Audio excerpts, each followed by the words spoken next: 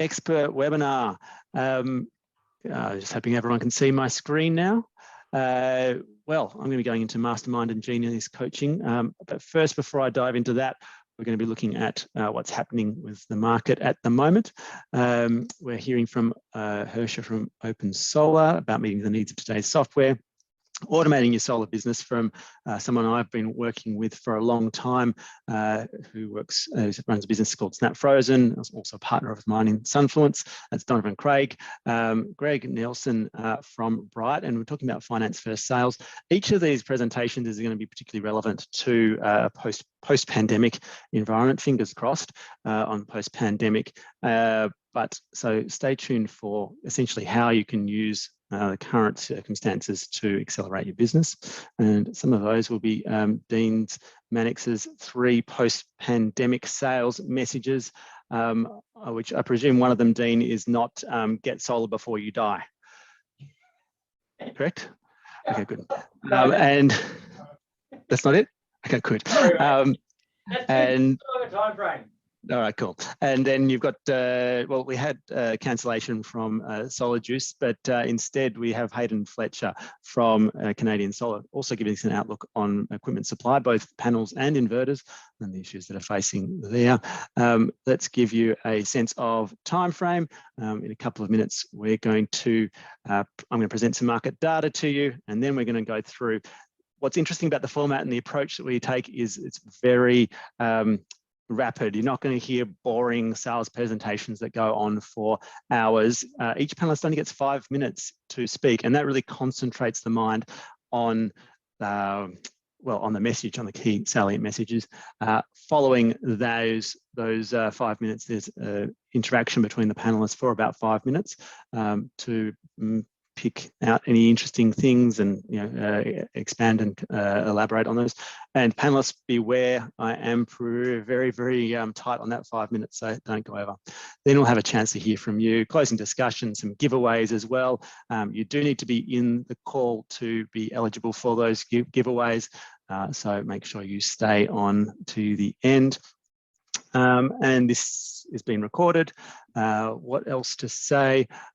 So far, the suggestions are that Hayden Fletcher bike packed across Eastern Europe. That may or may not be right. Yoga teacher, people are thinking might be Dean. Panelist that has the same birthday as grandfather, father, and dog. People are thinking it might be Donovan.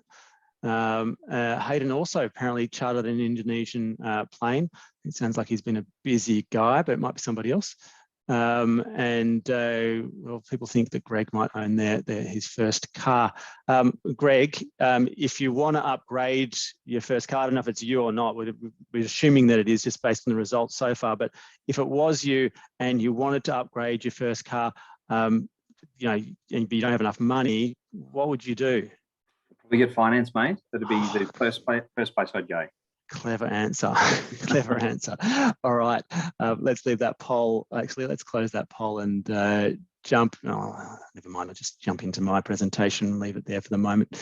All right. So, hey, before I get started, I'm wearing a T-shirt, and I just want to explain it. It's the COP T-shirt. It's the School Strike for Climate T-shirt, just as a reminder about why we're all here and why I'm here particularly, and that is to address climate change. And hey, also a big announcement from this month as well was that we hit 3 million installations in Australia of solar power systems. That's thanks to incredible efforts of people in the solar industry, such as you guys that are listening and watching now.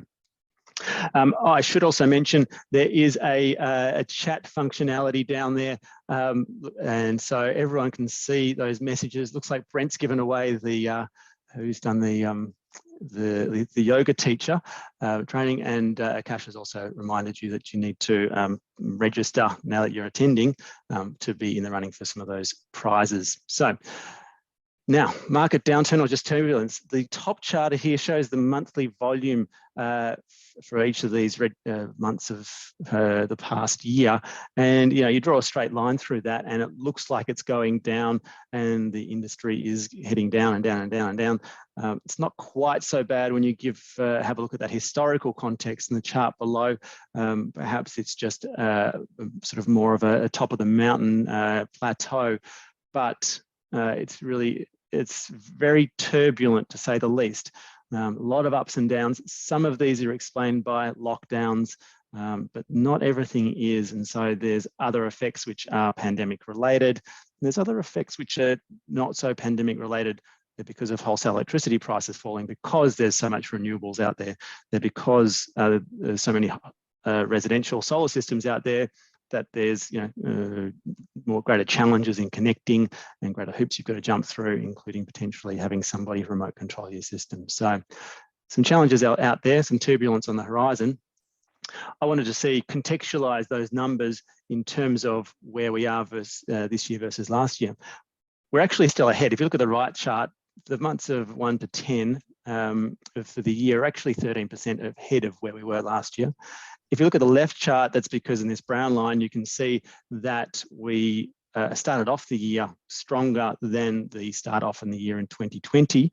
But if you recall, of course, there was the home improvement boom that happened through the middle of the year, probably brought forward a lot of customers. And then, of course, we had a pretty poor winter. In 2020, there was a lot of build up of installations that happened towards the end of the year. And then we continued along a similar trajectory to the end of 2020 through the first months of 2021 before having a plateau and a bit of a slowdown, some of which was lockdown affected. Question is, are we going to ramp up to the end of the year and are we going to end up beating 2020's results? Here is a chart which will show you a little bit of an illustration. Perhaps this is the weekly chart, so a bit more fine resolution there. And you can see that start of the year where we were ahead of last year, that period through the middle of the year where it practically been even. You can see there right at the end of last year, there was a big ramp up in installations. And you can actually also, that corresponds with a ramp up that sort of happened since week 41 of this year. So we may be on trajectory, and based off the volumes that we were seeing, how far ahead we are compared to where we were at the same point in last year, we are guaranteed practically to be getting to a better year in 2021 than we did in 2020. The question is, can we actually sustain this growth? What's happening out on the year ahead? And there's some things you need to prepare for. Hayden Fletcher is going to run you through some of the most imminent ones that are happening. But it's fair to say that the solar industry run of easy growth in terms of volume has been broken. And the solar industry on the other side of the pandemic will look different, and you need to adjust to that. And so today we've got some messages on how that's going to happen. Some of those messages include applying data to work smarter, not harder, using software that's been redesigned for post-pandemic sales, the top time-saving automations to implement. Looking forward to hearing on that one. Increasing disposable income with finance first sales, and the 3 sales message for a post-pandemic planet. Outlook and some prizes. I'm going to end this poll just, and you'll see the results in a moment, but the panelists that bikepacked across Australia, Eastern Europe, people have guessed me. That's correct. Yoga teacher, people guessed Dean, also correct. Panelists that had the same birthday as their grandmother, father, and dog, people guessed Donovan, and nobody guessed Hersha, but that's actually the case. And the panelists that chartered an Indonesian cargo plane from India to Australia in mid 2020, people mostly guessed Hayden, but it was actually Donovan who was least chosen there. There's an interesting story in that one. And the panelist that owns their first car, yes, people got it right, was Greg Nielsen there. So yeah, a little bit of interesting things about your panelists we're about to hear from. Of course, they do things. Hey, James sent a little message. I want you to hit me up in the chat. I want you to get involved with this presentation. If you've got questions, of course, there's a Q&A button there. Encourage you to use that. But then also involve in the chat, chat amongst yourselves, give us feedback, be involved, and you'll get the most out of this presentation. So next is my presentation. Swapping over to that hat. The topic is Beyond Data, Mastermind and Genius Coaching to Work Smarter, Not Harder.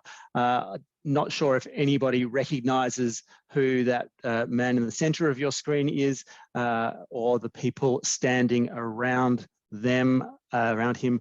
You can go and put that in the chat. Put who you recognize in that screen, and let's see if anybody can get them all while still being concentrated on what I'm about to say. So I'm going to talk now about data, one of my favorite topics, of course, and what I need to say is that data, there's data everywhere. There's data in your business. There's data about your business and about your industry. And it's really, we're swamped by data these days, and it can be really quite overwhelming to understand, well, what should I be doing with all this? You know, you should be doing something with it, but you know, hey, your focus is just on keeping the wheels turning. So what I see commonly happen is people probably aren't looking at it, or aren't looking at it often enough, or potentially aren't understanding it. And yes, it's daunting to know where to begin. The keys things that I think you can look at through these lenses at your data and the data that's out there. Firstly, look for things which reveal your weaknesses, and so you can address them. Data can also identify your strengths, so you can double down on them. So what are the data sources that can help you do that? It also can reveal industry trends that you can act on, both opportunities and threats. And so you've seen some example there of the data I showed you on the volumes that have been installed. That might mean that you are a bit more defensive on your spend rather than aggressive on growth. That said, if you look at some of the lead data we present on the consumer interest in the industry, then you might go and say, okay, now's a good time to invest in growth.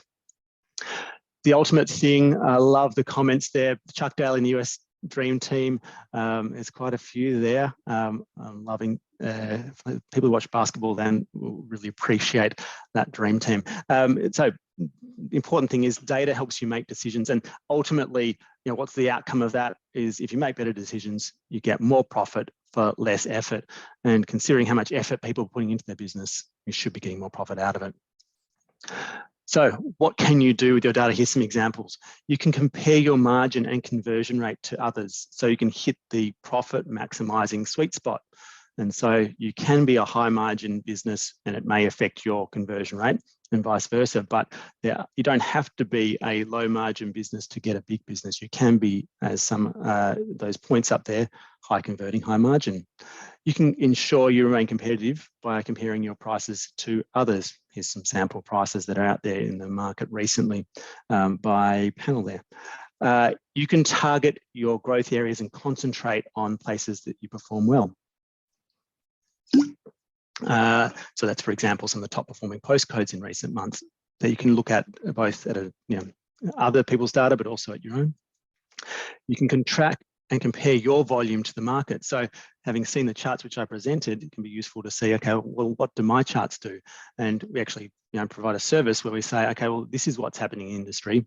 And not only that, here's your market share and how it's evolving. So you can see if you're outperforming the market.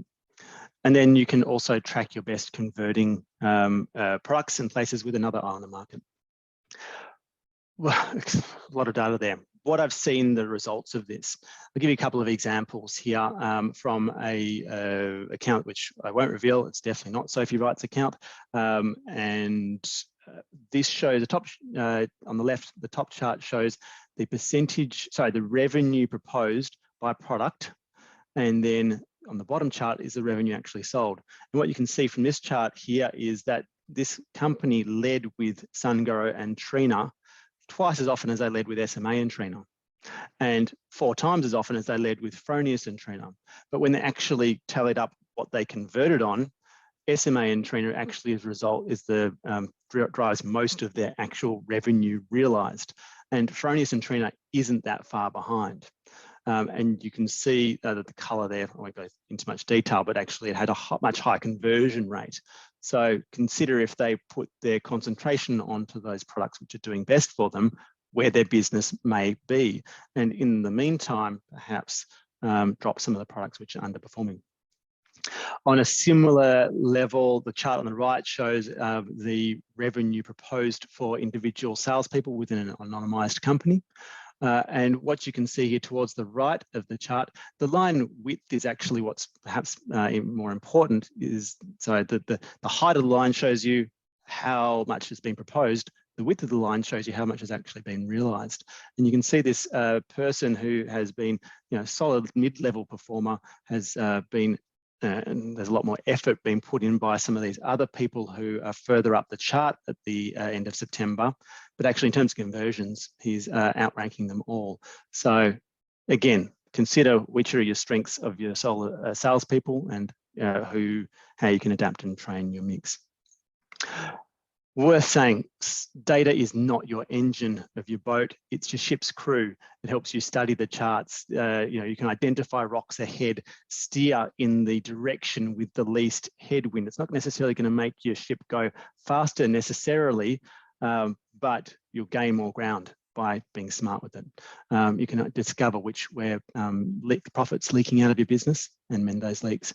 And you can also, of course, raise the sales. Just want to say briefly, SunWiz has transitioned from a provider of tools where we do Intel and software, etc., to a solutions provider. Basically, we take clients through a journey that implements the tools they need to address the complaints that they've been having for years and years and years. And that encompasses a whole heap of things, but basically everything we do, we go and work with a select number of individual clients on a very close basis to transform their business. And so I'm very excited about that. You can hear a little bit more about that in the Great Solar Business podcast. And if you'd like to take the first steps of exploration of what SunWiz is doing, then we have a service process of that identifies leaky profits, including a questionnaire and report that can compare, identify where your profits are leaking most and what you can do with it. That process is generally, we charge at $500 to run you through that. However, if you're an OpenSolar user, type into the chat, "Stop my profit leaking," and we'll send you that for free. So that's me. Again, we're about to hand over to our panelists now. Things to watch out for today: differentiating your solar business using solar software with verified industry-leading accuracy and automated 3D assessment. Something that's easier than shopping around 2 hours a week to negotiate pricing and getting is actually doing integrations. You'll hear some more about those. Finance first sales, better post-pandemic messages than buy solar before you die, and the outlook for equipment supply and prices. With that, I'm going to figure out how to stop my share and just open up to any quick questions from panelists before we dive into the next chat. Guys, what was the top point that you guys took from the data which I presented or the message there? You guys are all stunned. Dean, no, I want to hear from the panelists. Unmute yourself. Give me something. Warwick, the information regarding the trend on how 2021 will end up is interesting because it seems to be quite aligned to 2020. So I'd like to see if this hockey stick continues because it's a big one to the end of the year. But the SDC prices clearly will drop at the end of this year. So maybe that's a lot of the reason for the hockey stick. You're right, it could be. We certainly do see an uptick at this time of year. Just when everyone's gone out of lockdown and want to go on holiday, you're going to be up on roofs finally. Warwick, I think the other thing there for me is just data on efficiency versus revenue. I think so many of the people I talk to are totally worn out, stressed out for time and lacking energy. And if they just focused on the highest returning income, they'd probably have to work a lot less and make just as much money. So I think that sort of data is very valuable. Yeah, well expressed. I just see a lot of people on the treadmill, right, Dean? So busy just trying to run and do what they do best without looking up and realizing, oh, hold on, if I just step off the treadmill and did something different, then I might be going forward faster. Yeah, and a lot of growth is not good growth. That's right. That's the end of my allotted time slot. Hersha, you're up next. Hersha's from OpenSolar, and as mentioned, Hersha says she has the same birth date as father, grandparent, and dog. But that's not what she's here to talk about today. Over to you, Hersha. Thank you. Thanks for that, Warwick. Yes, I do have the same birthday as a lot of people in my family. Not the same year, but the same day. Yeah, thanks so much for having me, and thanks everyone for joining today. Today, I'm just going to be talking about the role of software and digital selling in the solar industry, particularly how this is crucial in increasing efficiency and accuracy of the sales process in today's pretty volatile market. So, you know, we all know 2021 has been another unprecedented year. We've seen half the country in lockdown, media scares at the start of the year that disincentivized solar demand, and recently also concerns over supply chains impacting hardware supply. But what these trends and volatility have really stressed to us is our increasing need to rely on the software and the technology in the solar industry, as it's really this digital transformation in the form of online selling, remote solar design, for example, that's going to enable us to sell efficiently and also sell remotely. Also while minimizing the management and design costs for installers. You know, just 10 years ago, the traditional way of installing solar would involve an initial site visit, which meant calling a contractor, they'd physically come along in a truck, climb the roof. All of this is really time consuming and costly. But now we're at a stage where installers can use satellite imagery to design systems from the sky in an online environment, such as what we provide at OpenSolar. It's simply a matter of selecting hardware from a pre-populated database, painting these panels onto high quality 3D imagery. And this takes into account factors like shading and pitch. And in a matter of minutes, customers are presented with a complete system design, including accurate output and a return on investment. But of course, designing a system online is just the start. This year, you know, with the pandemic, we saw more than ever a need to shift the entire end-to-end selling experience online due to lockdowns and limited mobility. And crucial to this is being able to send out proposals to customers online, where they can not only see the system being offered, but where they can also accept the proposal, sign the contract using, you know, software such as DocuSign, and pay online via payment gateways. And it's really these features that allow for a streamlined sales process and enables contractors to capture their sale before even needing to physically go to a customer site. And even for installers who want to meet face-to-face with their leads, the use of software applications on multiple devices, such as smartphones and iPads, means that installers can make really quick changes to designs real time.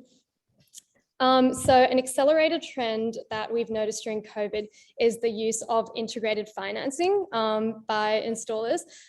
So we hear from installers that often the hardest part of the sale isn't solar, but actually getting the customer to easily finance the solar without any obstacles. So integrating financing really allows for customers to directly apply for solar loans and get approved all in one place through the online proposal. So customers can also see a full financial breakdown online, and this demonstrates to them that even when they're taking out a loan, they're still saving. And this brings me to another challenge that these digital proposals really tackle. So we all in the solar industry, we know that solar is the cheapest form of energy, but of course the biggest challenge is how to communicate this benefit to consumers, because not many people actually know this still. So having the ability to sell online in a simple, clear, aesthetic proposal allows installers to present how much the system will save them financially. It also shows them the environmental impacts and also how it'll look on their roof on high resolution imagery. And this is what we found really compels customers to see the value proposition of solar. Of course, another crucial element of this value proposition is accuracy. So being able to accurately forecast outputs and savings. And through digital software, we can leverage validated third-party technology. For example, at OpenSolar, we use the systems advisor model, which can calculate output based on things like pitch, shading, azimuth, and it really produces the most accurate forecasts. And then we have the business management benefits of using software. So this is often in the form of integrated CRM capabilities. So we have this growing culture of virtual meetings in the pandemic. So with digital toolkits, we have the possibility of directly scheduling calls with leads, for example, so they can integrate things like Zoom or Google Hangouts. Installers can also generate lead capture forms to import leads straight into the program and integrate their existing CRM systems. And in this, we're really seeing that installers can free up their time to eliminate redundant processes, so they can really focus on what's important, which is creating and installing high quality solar designs.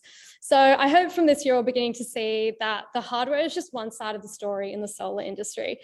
Through all of these online features, it's really the software and technology that's going to accelerate the efficiency of the sales process and allow the solar industry to scale aggressively.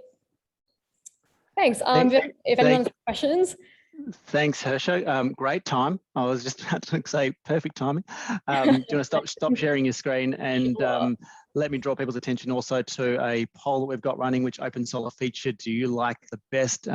Chat, type your result, your comments also into our comment area. If you've got Q&As you want to answer later, then chuck them in the Q&A. So far, what people are liking most of all is it's free, and that's fantastic, of course. Let me agree with people. But I've seen what's happened with the evolution of OpenSolar firsthand and seen how it's responded to people's initial play around with and going like, oh, wow, this is so sophisticated and almost too complicated. I might come back to it another time. I've seen the OpenSolar guys really focus on usability and making it much easier to use. So if you haven't had a look at it recently, it's just its new UI is just released. So come back and have a look at that. Panelists, you heard Hersha's presentation. Did you have any questions or observations or comments there? Warwick, I'll just mention that I'm actually a big supporter, knowing that Brighte is part of the OpenSolar platform. So for everybody on this webinar, there's actually opportunity here, and the OpenSolar platform is outstanding. I agree, and thanks for stating that. I'm glad it's now public because it's been having to sit on that secret for a while. I'm excited about that too, and I think one of the strengths of OpenSolar there is its partner network. There's a lot you can do, and it's only the beginning. SunWiz is an expert partner, and the tools, the market intelligence, customizable proposals, integrations and automations we do for clients are all OpenSolar focused because of the strength of its platform. Dean, Donovan, Hayden, anything else you wanted to add there? Credibility. I mean, everything about it says that the user is a credible provider. So I think there's a lot of power in using the solution, and the integrations happen behind the scenes, which means they're not complex. They look easy for the customer, which is what you want. So love it. Thanks, Dean. And I'll also add to that in terms of accuracy. I think it was NREL validated OpenSolar's accuracy recently as industry leading, and so that's another aspect of credibility, right, Dean? You can trust the figures that have been produced there, especially when you've got automated 3D shading analysis there to make them even more accurate. I'm going to wrap up the poll there and share the results with you. People certainly.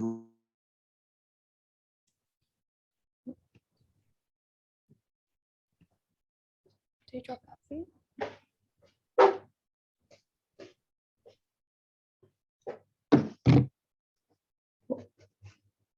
You still there, Hersha?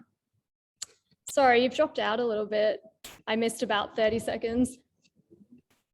Yeah, I think Warwick's dropped out. You're still there though? I can hear you. Yep, I'm here. Yep. Okay, so it's Warwick's end. Yeah. Wow. Perhaps we move on. I'm not sure who was next, whether it was Craig or Greg. That's a great idea.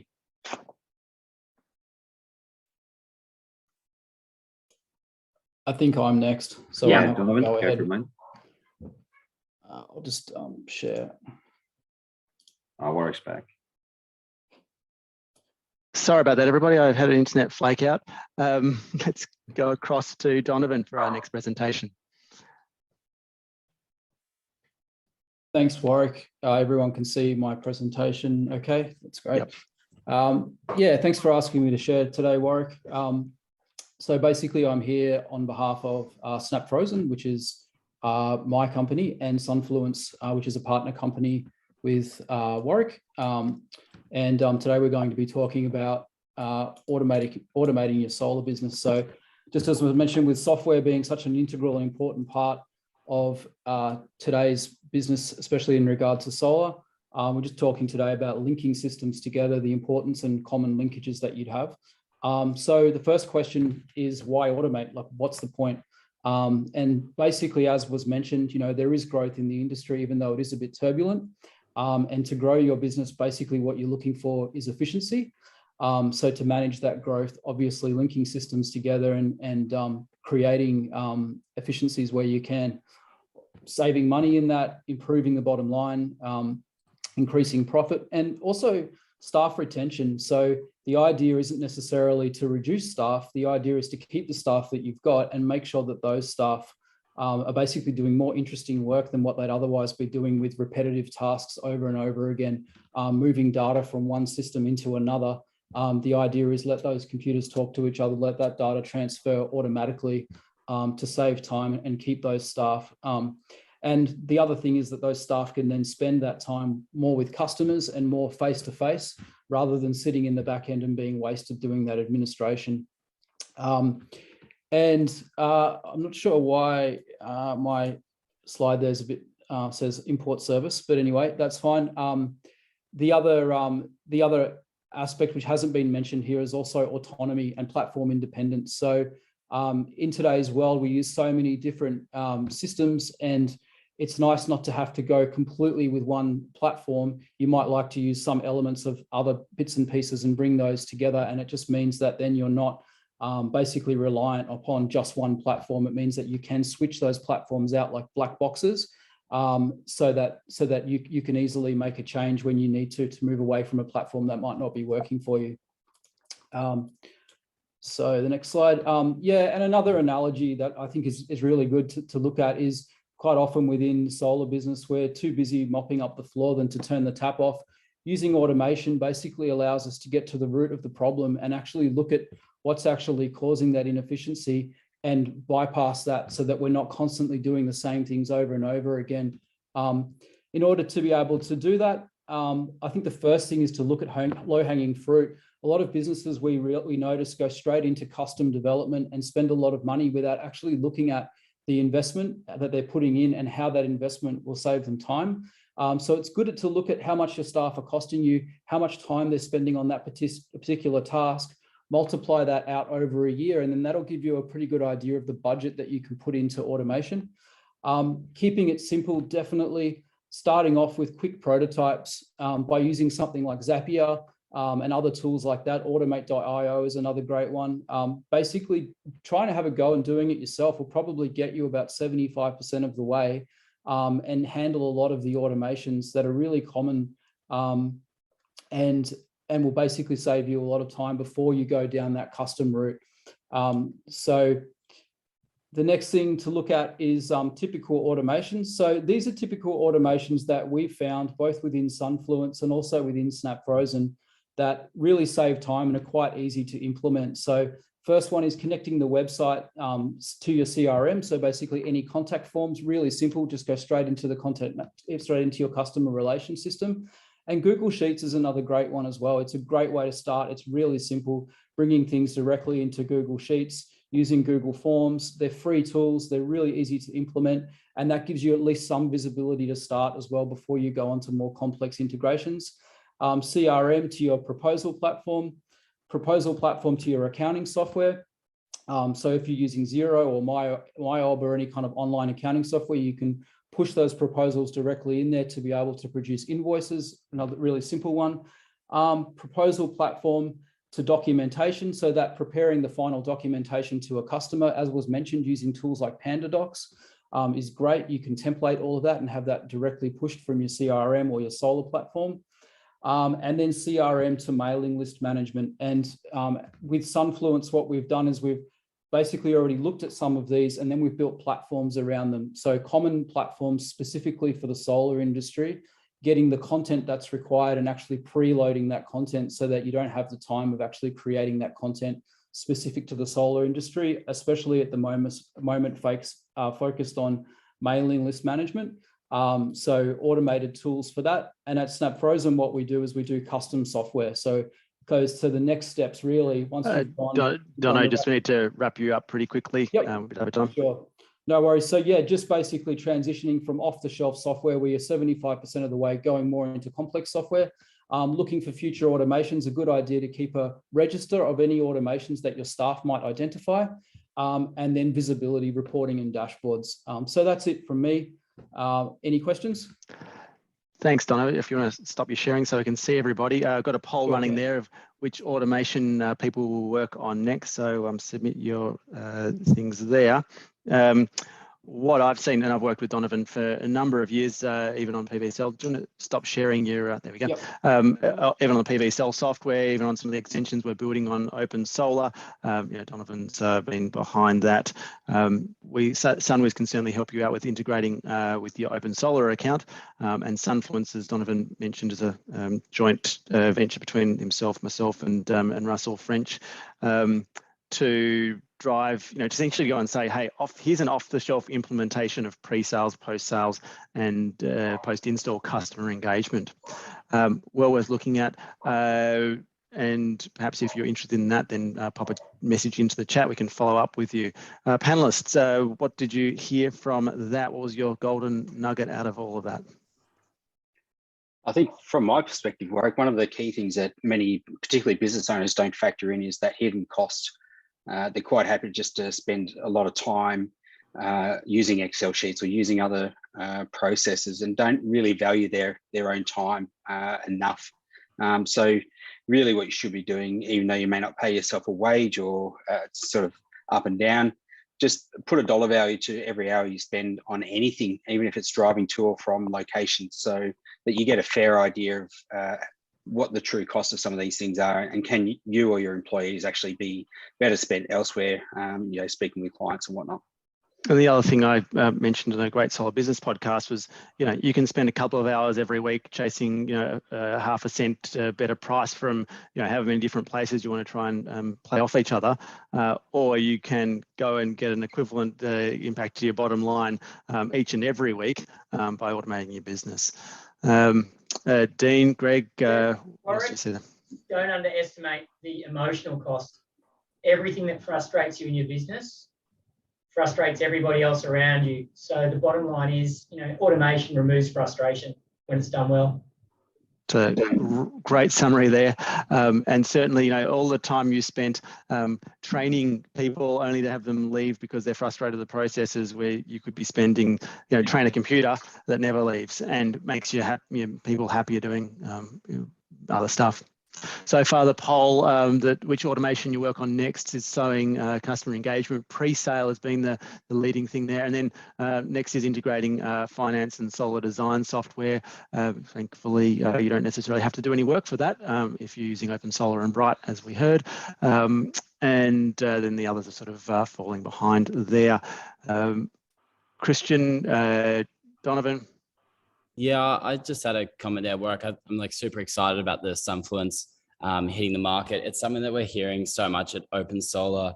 My colleague Hersha was just talking about how going digital is like such a huge step, but getting everything automated in all of your workflows and engaging with your customers in an automated way is just going to save you so much time. And time is money at the end of the day. So if you can free up that time to work on kind of other aspects of your business, I think it's just a hugely important thing. And like you said, not having to do all the double entry and retrain the teams and things like that. Yeah, it's super exciting.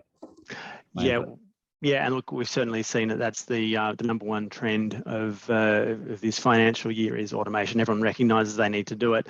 It's just a matter of, where do I start? Hopefully Donovan's presentation there has helped you with some top automations to focus upon. And then the question is, how? Again, there's some simple approaches you can take yourself, but again, you don't feel shy of reaching out to experts. Thank you so much, Donovan and panelists, for your comments there. Greg, let's hear from you. Why finance first sales make sense? Right, thanks, mate. I will just share my screen. Sorry.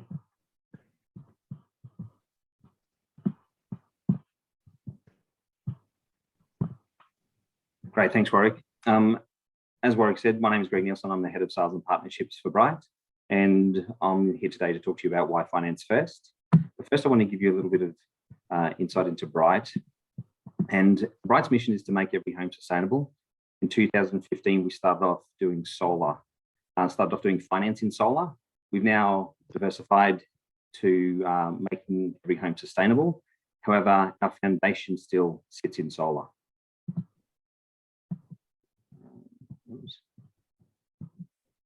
State of play, there's been a strong demand. There's a nice bounce back since COVID. People have got this hybrid model working right now. There's people working from home, they're working in the office, but there's a high focus on energy bills. There is long-term growth ahead, however. There's a lot of talk on climate change and net zero emissions.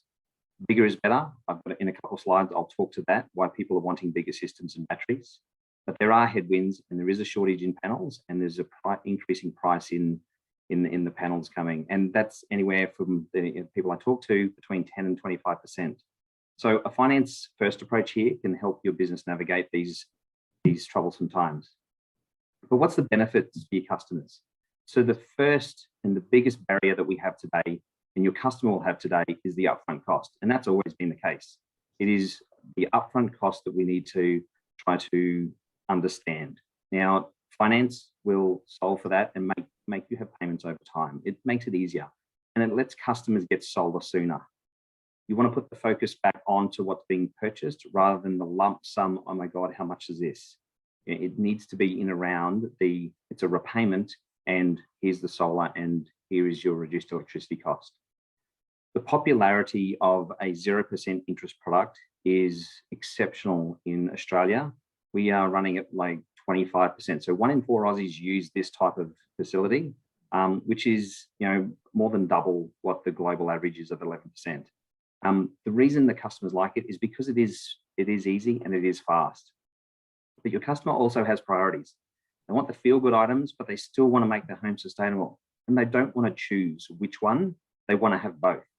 Having finance gives the opportunity for your home to be sustainable, and then everyone, coming out of a pandemic, can go on a holiday and still afford to do so. But don't let me just sell this to you, because this is the reason that finance works. This is an article that has been published. It's around the ACT Sustainable Household Scheme. Brighte's the official and exclusive partner of this scheme. And basically what it's saying, and if you look at this, this has been implemented as of July. We've done 1,500 applications, $16.5 million worth of applications here. And if you look at Ben Masters, who's the CEO of Solar Hub, and this is a quote out of this article, people are really maxing out their loan, but also they're maxing out what they can fit on their roof. So it's not interested in just what can I have? It's like, what's the biggest I can get? And batteries are becoming exceptionally more popular. What's the benefits to you? So these are easy benefits. You can complete the sale on the spot with an application process that takes 3 to 5 minutes, and you get an answer within 30 seconds. Once the solar is installed, you'll be paid.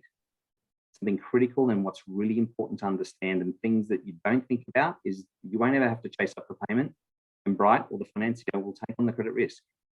But last but not least, but what's most important here, is that you have a dedicated Brighte sales team who will train you and give you the collateral on understanding finance. Now, being integrated with OpenSolar clearly will make that transition potentially a lot easier for you. Now, if you haven't got finance, or you're not offering finance, my name is Greg Nielsen. I'm the head of sales for Brighte. Please reach out. Thanks for listening. All right, back to you, mate.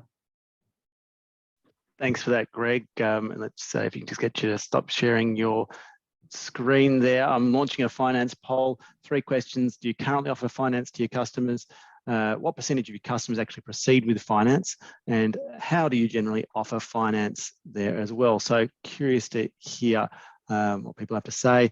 You mentioned Ben from Solar Hub, leading company in the ACT. So he's been there for a while. So I think he's a good person to refer to, also somebody with high integrity. Greg, one of the messages I'll be trying to push in this moment, I hope I'm not stealing Dean's thunder, but it's like with people have come out of lockdowns with savings in their hands that they want to go and say, I want to splurge on whether it be retail or a holiday or get me out of here. And solar may not be the first thing on their mind. But if from my perspective, anytime the economy is going tough or anytime you want to get more disposable income in your back pocket, go and finance a solar system and essentially be using somebody else's money to make you more money that you can go off and enjoy. Right? Absolutely. I think the biggest thing we're finding is that customers actually do have money, but it's where they want to spend it. So that whole feel-good piece is almost more important today, but they still want the sustainability. So if we don't have the sustainability and we don't have a finance option, then they have to choose. And today, after 2 years worth of lockdown, I think I know where they're going to choose. So let's not give them a choice. Give them an option to go, let's have both. And everyone wants both today. Yep. It's a now. Dean, you've got a bit of a history of selling finance. Wasn't you curious? We know you're a yoga teacher, but probably in his dark past, he's also a photocopier salesman. Where did finance fit into photocopier sales? Oh, forget about photocopier sales. Look, finance today makes buying the system that you need for tomorrow easier. So understand this is that 0% finance makes it so much easier for people to make a decision to buy the quality that they need rather than the price they can afford today. So I'm a huge believer. Great, thanks, Dean. Hayden, Donovan, is there anything you took away from that particularly? Well, I think it's great, and a reminder that if you missed it before, Brighte's now integrated into OpenSolar, or if not immediately, then will certainly be soonly. Soonly, is that a word? Here's some preliminary results on the finance poll. I'll leave it open for a bit longer. 75% currently offer finance to their customers, and the percentage that actually proceed with it, most popular there after not offering it is actually 1 to 10%. But for some of our respondents, the second most popular, third most popular option there was more than 50%. So what I see actually out there in the market is that there are some companies that are very good at selling finance, and those companies tend to do well, because then it's not a matter of here's your sticker price versus somebody else's sticker price. But as Greg said, I can focus on the benefits. I'm ahead in my cash flow, so it's potentially not so focused on price, not so hit by other competitors coming in and undercutting me, but having conversation around what people are trying to achieve financially there. And how do you generally offer finance? Currently, we're running as 14% as the first recommended solution, 36% as an alternative to paying to make a cash price, and 25% is only if the customer asks for it. So I think there's something that we can learn from there. Any closing comments? If I was selling solar, it'd be finance, or finance. There you go. Thank you, Dean. Now, Dean, perfect timing. Let's hear from you. Let's cue up your presentation or whiteboard or. No, spotlight me. Just spotlight me and we're away. They go and we'll go. I'll spotlight you. There you go. All right, cool. Just a couple of key thoughts for closing out the year strongly and thinking about selling quality. So any of you who've done my selling programs know there's 3 key questions we need to help the customer answer. So why buy anything, which is why buy solar or why buy an energy solution? Why buy it from you and your way? And importantly, why buy it now? Okay, there is a magic time of the year right about now where you can genuinely use scarcity and not sound like a dodgy salesperson. So all of you should be thinking about how many installation days you have left in the year, if any, and that's what you should be leading with. The call to every client who's sitting on a decision right now should not be, do you want to go ahead before the end of the year? It should be, I've got 2 installation days left between now and the end of the year. Do you want one of them? And no, I can't hold them. All right, so you've got a moment of genuine urgency. Turn it into the number of installation days you have left. It's a more credible level of scarcity and much more likely to push people over the line versus the classic sell, which is, by the way, everything changes at the end of the year. You'll get less money next year. I know that's real, but installation days is going to be more powerful in the mind of the customer. Second thing, look, my passion for quality is never going to change, pandemic or non-pandemic, but there are a couple of things that I think the pandemic are worth, is worth raising. So for all of you, once again, if this is quality, all right, this is the price of quality. What do we know? If you buy crap, if you pay little, you get low quality. If you pay more, you get higher quality. So think of this as your solar bandit, right? Trying to sell a solar solution at the cheapest possible price. A couple of things to think about there. Right now, you try to differentiate against these people. A couple of good stories you can tell. Mr. or Mrs. Consumer, right now, there is a major supply-demand issue in relation to panels, just like everything else that comes in from outside of the country. So please be wary of anybody selling cheap solar panels because the switch is alive and well. More than ever, people are going to sell you one panel and then switch it out for a much cheaper panel. So please make sure whatever agreement you sign, it guarantees that you get the same panel that you signed up for, because that's what our agreement says. So it's a good landmine that you can drop for the solar bandit who's out there probably loading people up with really crap solar because they can't get their hands or they're not willing to pay extra price for quality solar panels.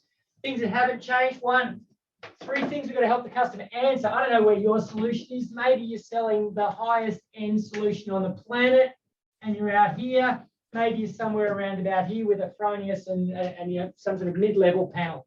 All right. In order to get the customer from here, because this is the easiest decision to make, to here or here, we've got to help them ask three questions. All right, once again, what's the difference between what you're selling me and what they're selling me? Now, most solar salespeople are terrible at this. Really interesting one. One of the key differences that you should be selling is the way it's going to look on your roof and why quality design and quality installation matters. People have been in their homes more than ever and are planning on spending more time than ever in their homes ongoing as a result of so many people working from home. So they're more home conscious and more home aware than they've ever been before. So please make sure you're selling that one of your key differences is the quality design and a lack of the kind of crap they're going to experience if they're down here. So you need to be making sure that you're selling that effectively. Second question is why care about the difference? Okay, so you can say, look, it's going to look better, but so what? You can say the panel lasts longer. Well, so what? You can say our installation, we use our own installers. Well, so what? If you don't have a story about why they should care about that, then it's very, very unlikely that they're going to get excited or emotional enough to say, okay, I can make the jump from here to where you need to get me. A couple of things about caring. You've got to keep using visuals. People respond to pictures and tend to get much more emotional about the difference in installation if you can show them this is cheap, this is what we do. People care more if you can explain what the difference in warranty actually is going to mean to them and explain what the 4 or 5 things that are going to go wrong and what it looks like when it goes wrong. So you've got to think about whether you're telling that story effectively. The last thing you've got to do if you want to get up here is how do I justify buying the absolute quality solution? Let me give you a tip. You wouldn't live in the house that you live in if you couldn't finance it. You probably wouldn't be driving the car that you drive if you couldn't finance it. Most people would not be living the lifestyle and buying the quality they have if they couldn't finance it.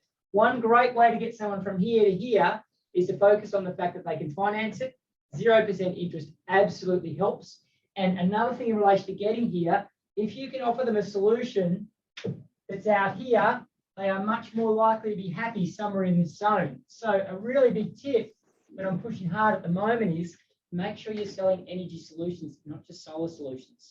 Even if you're not a believer in batteries, the reality is that pitching solutions that include a battery at the moment and that are at the bigger end of the scale makes it more likely that someone will not want to go here and they will end up here.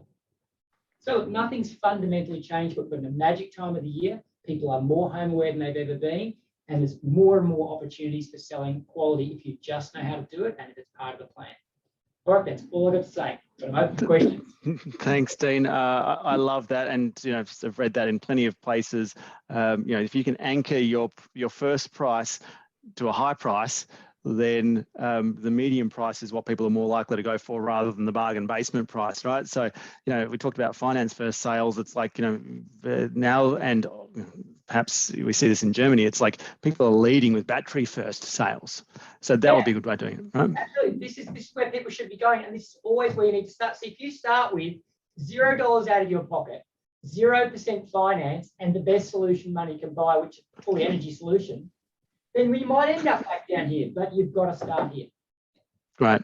Other panelists, what did you pick up from Dean's wisdom? I did hear Sophie saying, I always love hearing Dean's words of wisdom. Sophie, I've got a funny little confession to make. I was asked which solar cutter would I most want to spend, on I can't even remember, it was desert island kind of thing. And I said, Sophie Wright, she's intelligent. She's leading in the solar industry, doing great things for women. Plus, we get on well, have a lot of fun, and we probably survive. So hats off to you, Sophie, and well done on your new role within RACV Solar. She loves hearing your words, Dean. What else out there, Greg?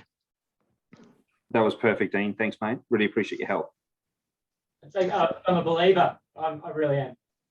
I got from that the return on investment calculations that are given to the customer don't mean anything unless the gear makes the distance. If the gear doesn't make the distance, then the whole thing's a waste. And that's what I see over and over with the data, seeing customers. So yeah, it's great to see quality being first. Yeah. Hayden, have you found anything that specifically works for promoting Canadian solar over some lower price alternatives? And noting, of course, that you've got panels and inverters. I don't know if you've got storage yet, but not yet, but certainly working on that. I think without blowing our own trumpet, one thing to sort of maybe put out there to the wider audience as well is for companies like ourselves, we manufacture a range of product, and what your distributor or what you're able to get in the market isn't everything that we can provide. We can go to the highest end, we can bring in the HJT panels if that's what people want, but we don't see much demand in that. So if people are interested in that high quality, you just got to talk to us or talk to our distributors. So it's really about finding that balance of what's needed. And a lot of people have their preconceived ideas of what qualities are as well. So it's really finding that niche of what you're comfortable with and try and promote that to the end user. Right. So you're saying all Canadian solar panels are not created equal? Is that the summary? Absolutely. Great. Good to hear. Dean, hey, it's been great hearing from you as well. I'd like to mention that SunWiz is doing some work with Dean on integrating all of Dean's wisdom in the sales process into customer proposals. We see, Dean's got a fantastic solar sales platform that you can use to, up your skills and keep your skills up and train new people on. Solar Sales Academy. I'll get Akash to put it into the chat for us.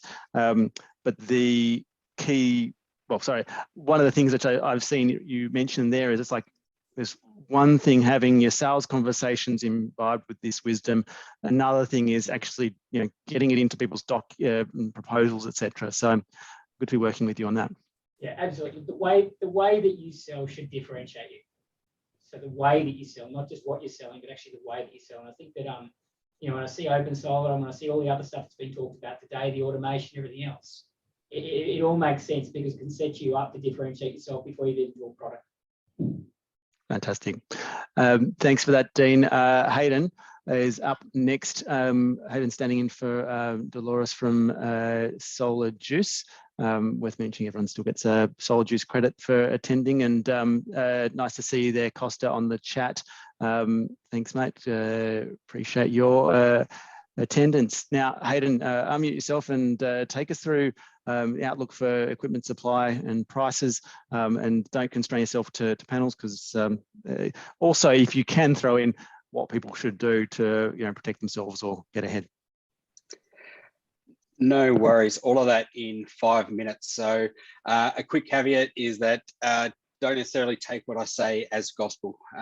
Been in the industry 20 years and it always keeps you on the toes. A case in point is a couple of months ago, we updated our price guidance on a Friday, and I thought pricing could not get any higher. It went up another 3 cents by the Monday.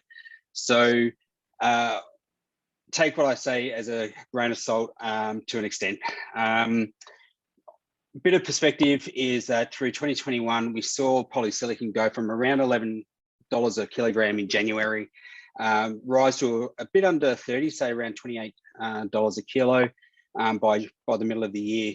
We then saw a massive sharp increase in October, which is what caught a lot of people out. And it unfortunately just filtered all the way through from the raw material through the wafer cell, and obviously us as module manufacturers at the end. And we're currently seeing those prices are reasonably steady. And this is why I say don't hold it to gospel, because who knows where it's going to go from here. One thing I will say though is we won't see a sharp decline again. What we're seeing is that in the residential space, there hasn't been a major impact on volume, which has been great for markets like Australia. In the utility space, though, a number of projects have been pushed out, not just into 2022, but out into 2023, and they can't stay there forever. The overall project pipeline is growing day to day. And as it keeps getting pushed out, demand will continue to outstrip capacity. That said, wafer cell module capacity is approximately 50% more in 2022 compared to the installed outlook. So in theory, pricing should come down. However, we're unlikely to see that because polysilicon isn't keeping up enough. So we're probably going to see around a 200 gigawatt market globally next year. So there's enough modules out there to cater for that. It's actually far more modules. It's far more cells, wafers only just, but not enough polysilicon. And it's much harder to manufacture at the polysilicon end. So I suppose from my perspective, don't be stuck on trying to save those, half a cent here, cent there. The guys that have presented to you today have actually given you some greater tools to help you to sell solar systems, particularly in that resi and small commercial space, because it's not going to break their bank. When we're talking 100 megawatt plus projects, yes, there's going to be issues for those guys down the track. So what we are going to see probably through 2022 is a bit of a price dial. We should see maybe pricing drop 1 or 2 cents, and that might go up again as demand increases. So we're going to see a little bit of this up and down throughout 2022. So on top of polysilicon, Chinese energy policies, aluminium, glass, backsheeting, major shipping price hikes, all these things have just come up on all of us, and we're just trying to deal with it as best we can. From an inverter perspective, I suppose one of the major issues they're going to face is the shortage of silicon chips.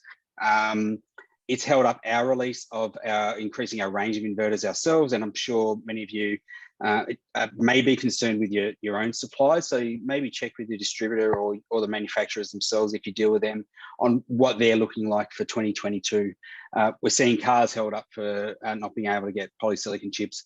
We're going to have that same constraint. So my crystal ball is, I think residential, small commercial is going to be pretty steady through 2022. I think it will be a sluggish start for the larger commercial, but I think a lot of those companies, again, won't want to hold out for much longer. So they'll start to come back and potentially, and maybe something Warwick can talk to later, we may start to see a bit of an uptick in those larger commercial projects. For those in the utility space, if you're holding out for a 5 cent a watt drop, I wouldn't be waiting on that next year. It'd probably be year after. So probably finish on that work. Hayden, you've done well to get in a short period of time. Well done summarising what's been causing everyone angst and probably a few grey hairs for quite some time. I'm curious to know, is there anything specifically you could say that, and while I'm doing this, I'll just start a little poll just to see what people think about what's going to be happening next year. What do you see? You talked about price and availability. I'm glad to hear that availability isn't the issue necessarily, Yep. but it's just there's pricing impacts. There's question marks over inverters and due to DC isolators. There's possibilities that might get fixed before the industry kind of grinds to some kind of halt, and I think there's probability that it will. What's your tip on what installers, solar retailers can do now to make sure that their interested offended, whether it be increasing their prices now in advance of more increases, securing supply, or going and installing old equipment very quickly?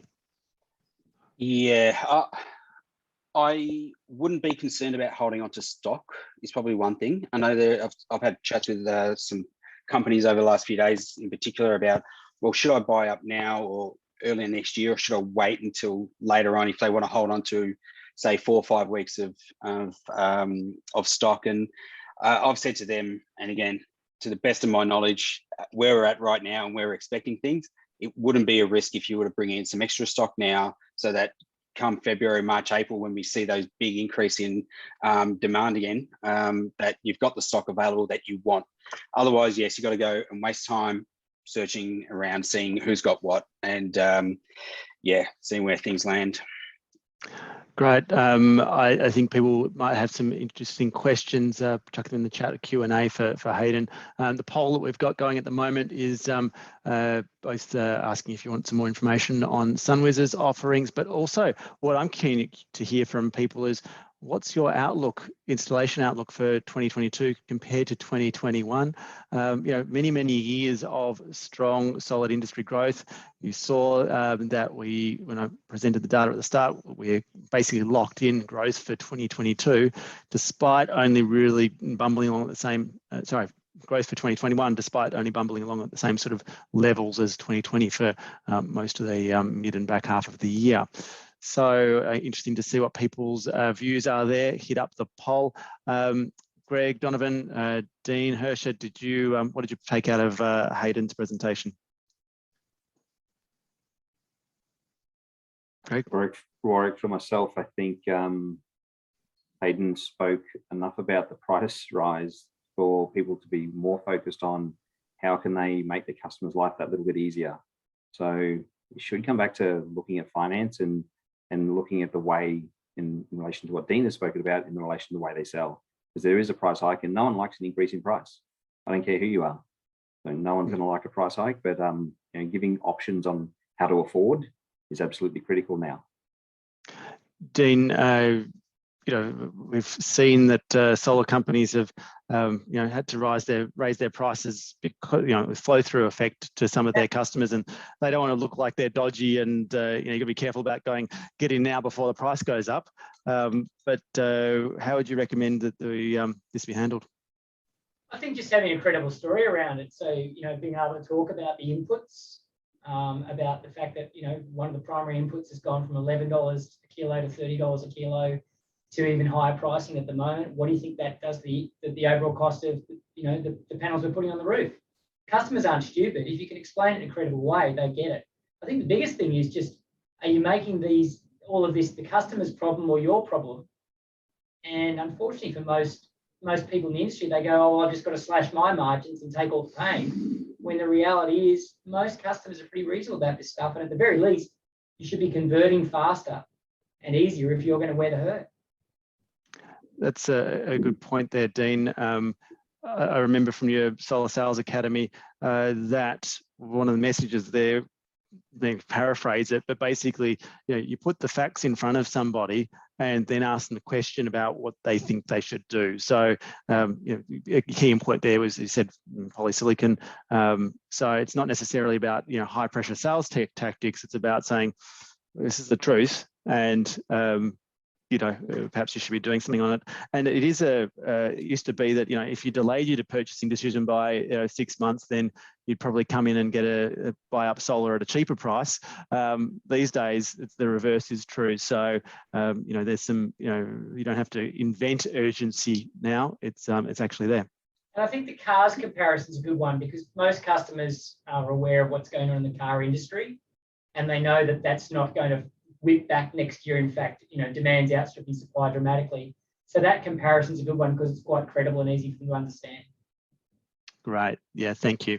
Now, I'll close the poll in just a second, but Costa's chucked in a question for you, Hayden. How's the modern slavery challenges affecting Canadian and other panel manufacturers?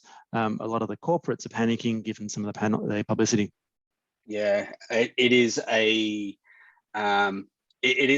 interesting challenge, to say the least. So a bit of backstory for us is we started working on modern slavery statements and trying to be as open around it since about 2018. So we saw what was happening in the UK and what the New South Wales government were bringing in. So we've actually been on the front foot on that for nearly 4 years. So we're, for Canadian at least, we're quite a way progressed. And for quite a number of our customers, we've been able to provide them all the documentations, whether it be policies, procedures, statements, and whatnot. The challenge the industry has is full traceability. So I can tell you what we're doing. Most of our cells are manufactured by us, but we don't buy all the wafers, manufacture all the wafers ourselves. We do buy wafers and cells through the open market. Our suppliers for that product buy wafer or polysilicon in the open market, and down it goes. So there's a lot of mixing and matching from various different manufacturers. So the industry really does have has a challenge, and one of the biggest challenges is really the geopolitical issue with the US and China, and then the rest of us sort of being tied into that as well. So not an easy topic to discuss in a few minutes, but certainly something that we've been working on for a number of years. And if anyone needs any of that kind of documentation, whatever, just reach out to us. We can help from our perspective. But again, what's happening right down in the mines, what's happening in the furnaces, it becomes a bit harder to actually to track. So a bit of work's going on in the background with a number of our consultants and others to try and get on top of that as well. But it's just going to take that little bit of extra time. Great, thank you, Hayden. Appreciate the response. I'm going to wrap up this poll and share the results. It seems that people are certainly interested in some of the services that we're using, and looks like about half of the people are using OpenSolar, which is great. And everyone is focusing on a bigger year for 2022 than it is for 2021. Perhaps that might be reflecting their own business. Perhaps that might be reflecting the industry as well.